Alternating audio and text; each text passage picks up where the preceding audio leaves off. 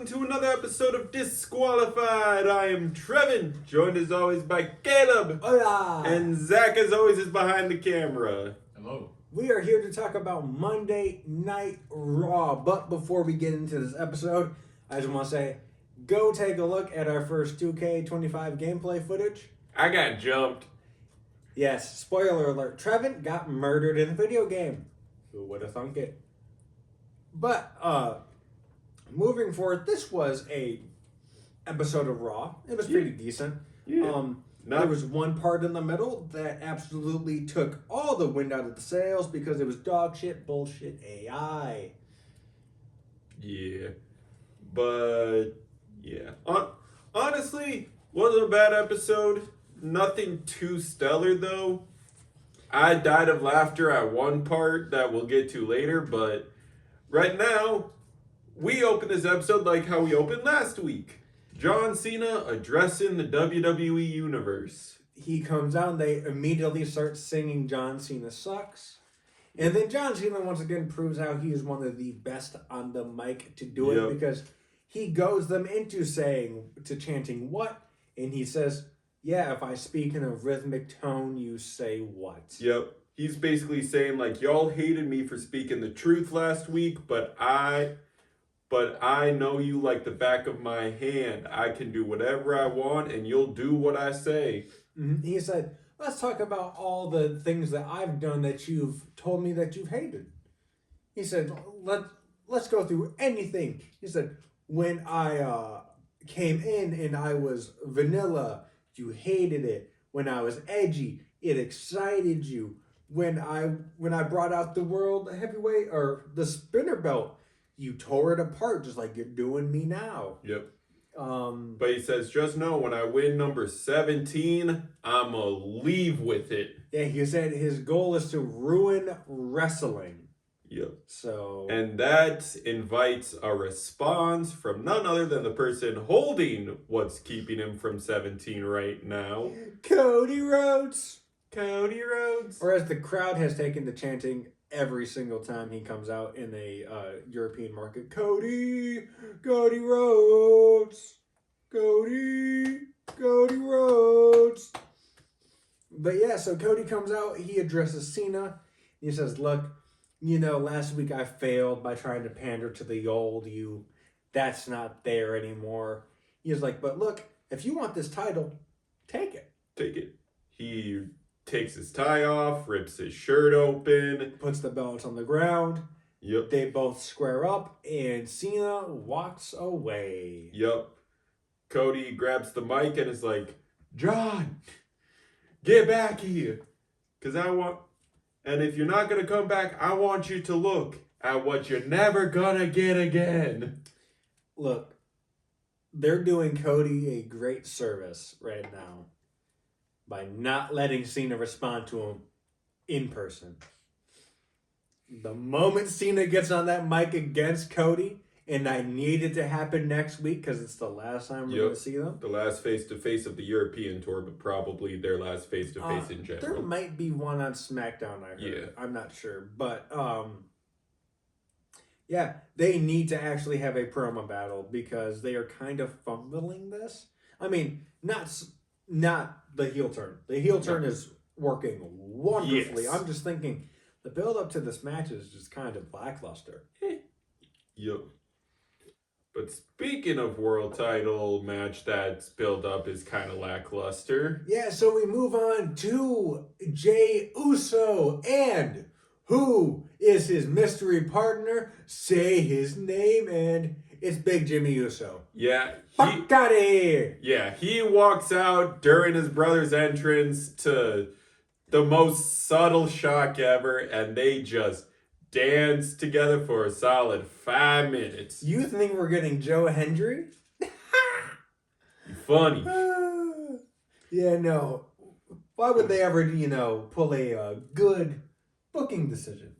Yeah, but this match was decent, honestly. It was cool to see the Usos back together since in a 2v2 scenario. They have partnered for the 3v3 and the War Games, but in a 2v2 scenarios, this is the first time they've gone back together since they faced Roman and Solo. Roman and Solo at Money in the Bank. Yeah. Yeah, but hey, they proved once again why they're literally one of the best tag teams to ever do it. They have insane chemistry, you know. I want another Usos run. I want another Usos run, man. Yep. The match ends with what looks like it's just going to be them doing their separate finishers as they are trying to be single stars, but nah. They have to pull out one of their tag finishers for this match. 1D for one and done. Yup. Yeah, the Usos pick up the win, pinning Austin Theory. Jey Uso picks up the win. But wait, one of these homies is #1 contender.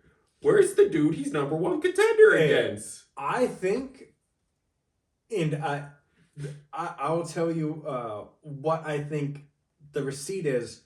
I think we see the receipt later on in the night for what happened because Jimmy was celebrating and Gunther just yanks that man off the turnbuckle and it looked like it hurt going down.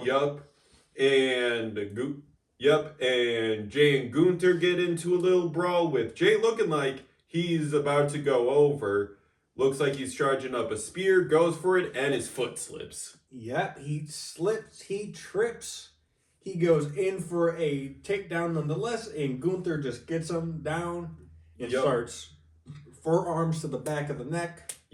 And we see the person who was taken out in the beginning of this brawl, Jimmy, come up with a save with a chair. And Gunther runs off. And Jimmy looks pissed. Jay looks disappointed. It ain't a good look for the Usos. And this is not the last time we'll see these three men tonight. We'll actually see them in one segment later. But moving on from that, we go into one of two Intercontinental Championship matches tonight. We have Lyra Valkyria, Women's Intercontinental Champion, taking on Raquel Rodriguez, one half of the Women's Tag Champions, representing Judgment Day. Dadgum, these match cards are becoming a mouthful, but yes, just because of the people involved. But hey, it was a good match. Raquel looked like to be powerhousing through most of it as she has the size and a little bit of the muscle advantage on Lyra. But Lyra, luckily, was able to speed blitz for some portions of the match. And I believe it was... Raquel went for it to Hanabam, but... And Lyra rolled her up. 1, 2, 3. And after the match, we see Lyra celebrating, but short-lived. Liv Morgan jumps Lyra. The Judgment Day starts putting the beat down on Lyra, and here comes Bayley to make the save. We saw her give some words of encouragement to her Lyra before she entered for the match, and there have been discussions about the Wyatts needing a little more development time. And I feel like this might be the replacement for the women's tag belts reps for WrestleMania, this match. Or, who knows? If it is for the tag belts. Yeah. It could be for the tag belts. I wouldn't want it to be for the tag belts. I'd prefer them to be in their own little segment. Yeah. But who knows? We still got a little more than 3 weeks for the Wyatts to develop, but maybe. I don't know. The timing on everything feels weird. No, I read on Twitter today, and this does not feel like the road to WrestleMania. It feels like this year they're just trying to get WrestleMania out the way. Yeah. It feels like the road to WrestleMania has felt like your build-up for your average everyday PLE, but it's WrestleMania. Yeah, it's supposed to be big. This just feels like it's a Saturday night's main event. Yeah. Just with the better branding. Yeah. And higher money value matches. Mm-hmm. Yeah. But yeah, it's weird. Like, I feel like the setup for the Wyatt rivalry was right there, but as we mentioned, Wyatt's need a little more time coming back for Bo's case from an injury and also some other development stuff. Now. Yeah. They're just writing stuff. Yeah. It's weird, but moving on, speaking of women's titles. Slightly weird build to a story, but I think the story is doing better than the men's other half later on. But yeah, so we have Adam Pearce come out and he says, look, Rhea Ripley signed on this contract. But it is not a valid signature. Yeah, it does not count. I've been trying to lock her down for weeks on a rematch, but she doesn't. She wants it on her time, and that doesn't work. Bianca Belair earned her shot, and here comes Io Sky, your women's world champion. She comes out and is just saying, like, I don't care who I fight, I'm gonna be champion. Bianca comes out, interrupting, being like, I just want to know who I'm fighting at WrestleMania. Yeah, she just wants to know who she's fighting at Mania. And here comes Bianca Belair, who she's fighting at WrestleMania. Well, no, we already introduced Bianca. Oh, wait, sorry, never mind. Bianca was just being like, who am I fighting at WrestleMania? Oh, yeah, here comes Rhea Ripley. Yeah, being like, look, all this confusion wouldn't have happened if you didn't get in the way of the match. And I want my rematch. And Adam Pearce is like, you want your rematch? That's what I've been trying to say. Next week, it is Rhea Ripley versus Io Sky for the Women's World Champion. And in a vignette that played later on, Bianca Belair gets added as your special guest referee. Yup. It's staying a triple threat. Yeah, I think Bianca's going to cost Rhea. Yup. But let's get the actually scroll up, Zach. Let's get some of these promo segments out the way. So scroll up. So we had scroll down. So before the Women's Intercontinental Championship match, the Judgment Day was in their thing. Was in their little and they were clubhouse. Yeah, they were in their clubhouse and they were discussing, they were rediscussing Penta trying to become a new member. Finn is apparently MIA. Yep, nowhere to be seen. Yep. And Dominic, while he's a little upset and a little downtrodden about this idea, Liv tells him, "Don't give up on it. Like, Penta has a match. Maybe invite a little scratch my back, I scratch yours. He wins the title, thanks us by joining, so on and so forth." And for this week's Carlito's comment, he says, you know what? Maybe I should try to get a championship. And that is Carlito's comment for the week. Yup. Yeah, we will see this segment play out in our main event. Yeah, but one cool segment, if you want to scroll down, Zach, I know exactly which one it is. Scroll down. Boom, right there. So, Jimmy Uso confronts a downtrodden Jey Uso. Yep, being like, what happened? Like, when was the last time your foot slipped? And he said, you've been doing that dive for 15 years and all of a sudden you can't do it? He said, and you slipped this week when the kill shot was right there? He said, he said, you're not going to win at Mania.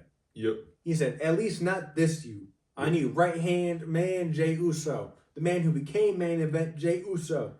The man who won the Royal Rumble. I need that Jey at WrestleMania to bring a title home. And then he, thinking that, Jey just hasn't gotten this through, Jimmy sees Gunther walking past and he says, hey! And he confronts Gunther and he says, you, me, next week. Yup, and Gunther's like, all right, I'll send a message to your brother by beating you. And he says, don't slip like your brother did. And then Jimmy proceeds to smack the taste out of Gunther's mouth. The audible smack. I think this was the receipt for pulling him down off the turnbuckle. Yup, because the audible smack, both me and Caleb, because Caleb was rewatching this segment because I was a little late. This was my first reaction, but we both went, oh! Yeah, no. I was like, bro, he just Oh, yeah, that was a good smack. That was a good smack. And now we're a bit caught up to where we are in the card. Let's talk about this Whatever the fuck this is. bullshit AI introduction to El Grande Americano. So, before his match, LWO is talking with Adam Pearce after watching this AI generated intro, being like, I'm not even going to waste time describing the AI generated slop that was on our screens, but it was killed the momentum. Yeah, but LWO was like, the frick is that? And Adam Pearce is like, the intro vignette for the newest member of the Raw roster. And they're like, Grande Americano. Yep, and they're like, you realize it's Chad Gable, right? And speak of the devil, he walks in with a doctor's note. It's not me. Yep, as he has caught a cold in his travels. Doctor's note in hand saying he is not medically cleared for this match due to being too sniffly. And LWO is like, and it's like, all right, we'll just deal with you. Adam Pearce says it's official. Yep. And they're like, we'll deal with you in the parking lot, but Dragon Lee, Chad says, yeah. well, why not have Dragon Lee take on the new guy? Yeah. And Dragon Lee is like, you know what, Chad Gable or El Grande Americano, I'll fight. Sure, why not? And so everyone just leaves confused. Yeah, and then we cut to this match, and it is a good match overall until the ending. Where El Grande Americano rips off the mask of Dragon Lee, and since Dragon Lee's trying to cover his face, ankle lock for the immediate tap out.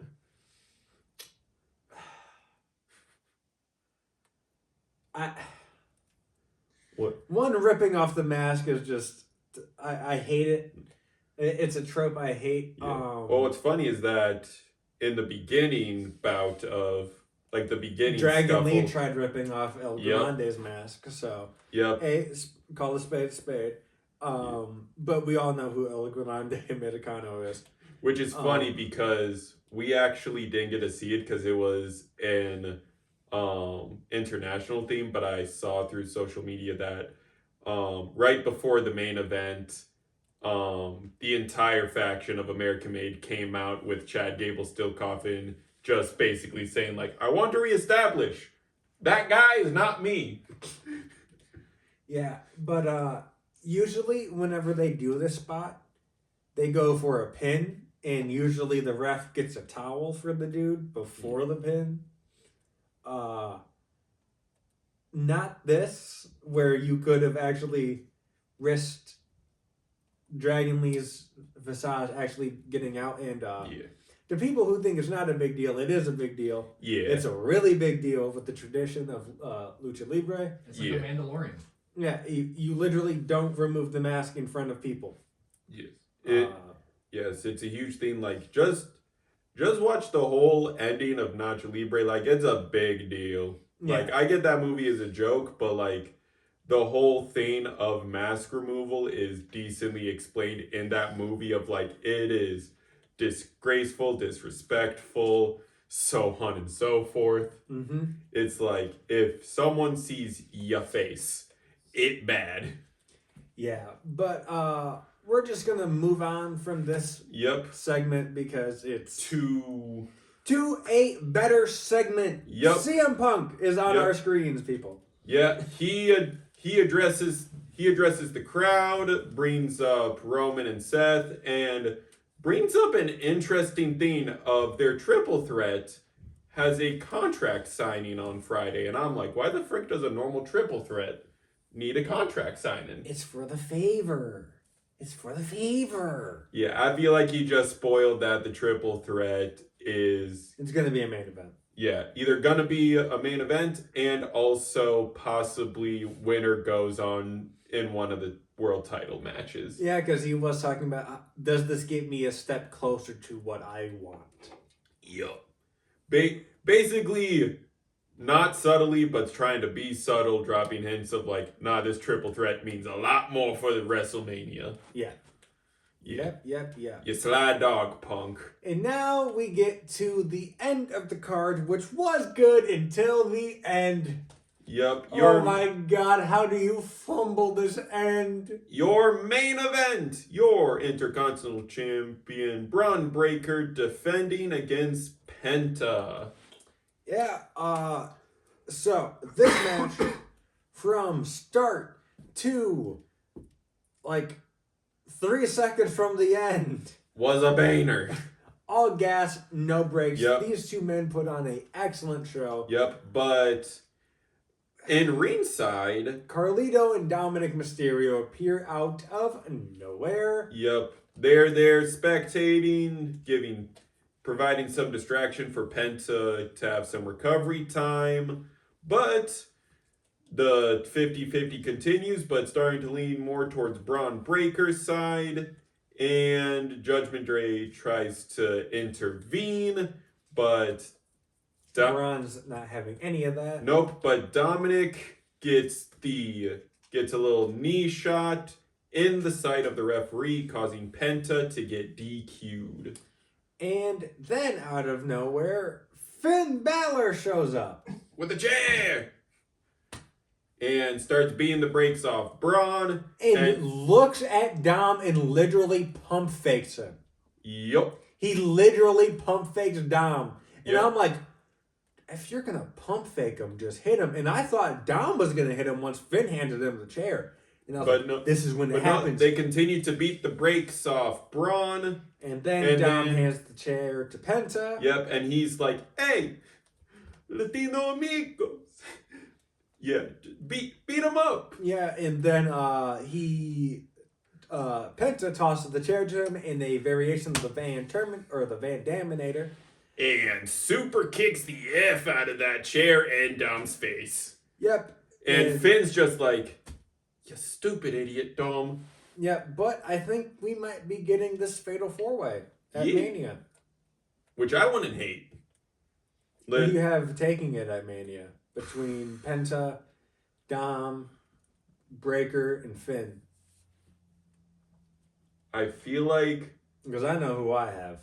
I feel like for the craps and giggles of elevating the breakup a little more, Dom.